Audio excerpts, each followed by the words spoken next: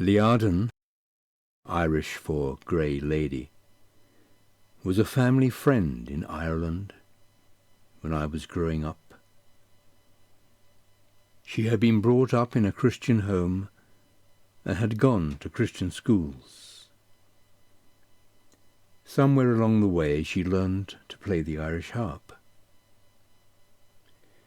In the late 1950s she met the love of her life, got married and moved to America, where she lived, as far as we could see, a charmed life. Liaden had one daughter and, eventually, 3 granddaughters. We sent each other Christmas cards every year. Then, in 2017, I received the usual card and also a letter. Her husband had died, and her dearest wish was to move back to Ireland permanently. But she was feeling overwhelmed by everything that needed to be done to prepare her house for sale. She said she had no one to help her, as she was quite elderly now, and most of her friends had died already. There was another problem. The area where the house was located was no longer considered very desirable. I wrote back to her. I was excited to tell her about my Christian experience, and how the undeniable evidence of God's presence in my life was what brought me back to church after a 40-year absence. I explained, as briefly as I could, how the Bible gives us a behind-the-scenes glimpse of life on earth, and how it lifts our vision to a greater conflict, to the accusations made by Lucifer against the character of God. I also sent her a DVD of Father's Love Letter. I said if she asked Jesus to help her, he would. Then I settled back, looking forward to her reply. I never heard from her again. Eventually I heard from a family member that 5 months after Christmas 2017, Liaden had sold her house and was now living in Ireland. She had miraculously got her house ready for sale. It sold at auction for the bare amount of money she thought she would need to settle in Ireland. She was very grateful that it sold at all. I can only imagine how devastated she was when the sale fell through. The new buyer failed to get the finance. How must Liaden have felt, thinking that her dream had come true, only to have her hopes dashed? The house was put up for auction again. Would anyone even turn up for this auction? They did, but this time there were 2 people interested, and so the bidding began. The final bid was twice what the first auction had raised. Liaden received almost $1 million American for this little house in a not-so-sought-after suburb. Now she was back in Ireland. But something was wrong. Had she turned to meet Jesus? Did she not see him in everything that had happened? What more could he have done to show her that he was walking with her in America and now here in Ireland?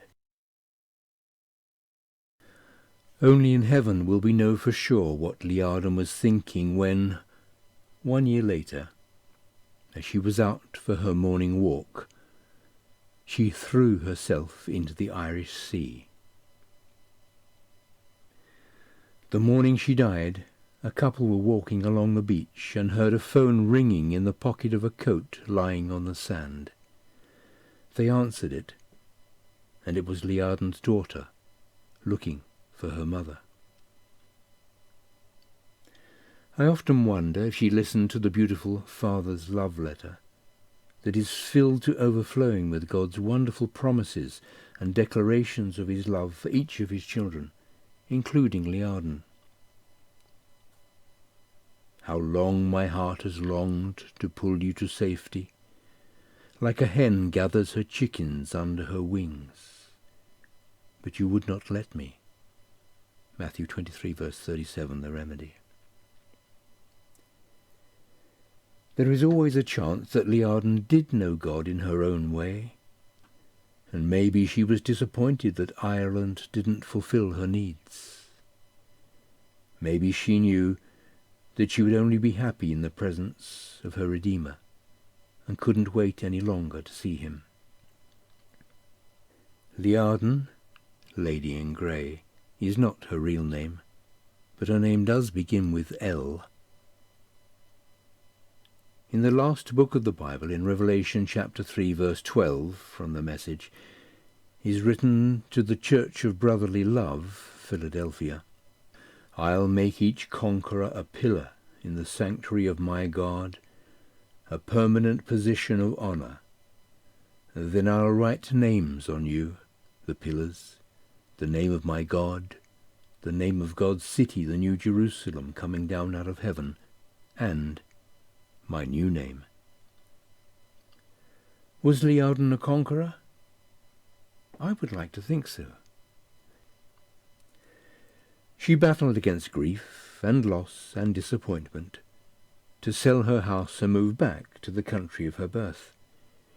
She made a new life there for herself and for her daughter and 3 granddaughters. A mother will always put her children first. And yet we are to believe that Liaden took her own life. The truth is, we just don't know. There are so many details that are missing in this story. What we do know is that God the Father sent his Son to save Liaden. The Scriptures tell us in Psalm 139 that God knows us intimately. And will Liaden be given a new name at the resurrection?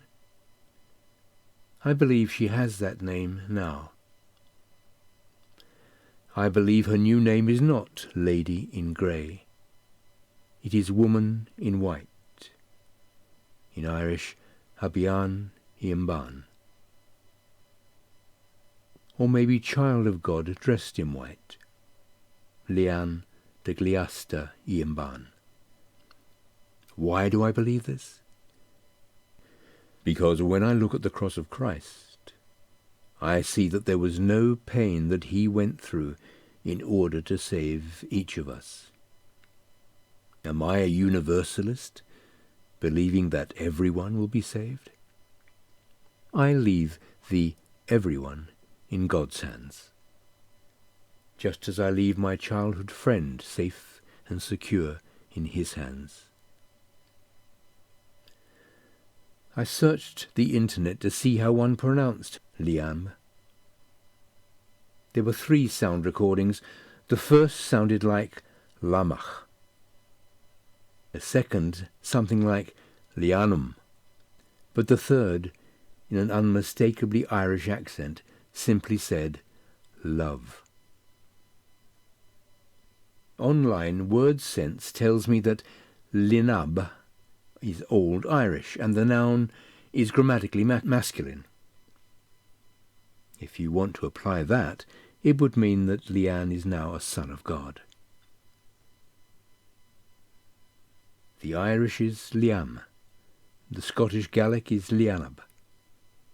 I can't tell you how the heavenly language pronounces her name, but in English I see her as Woman in White.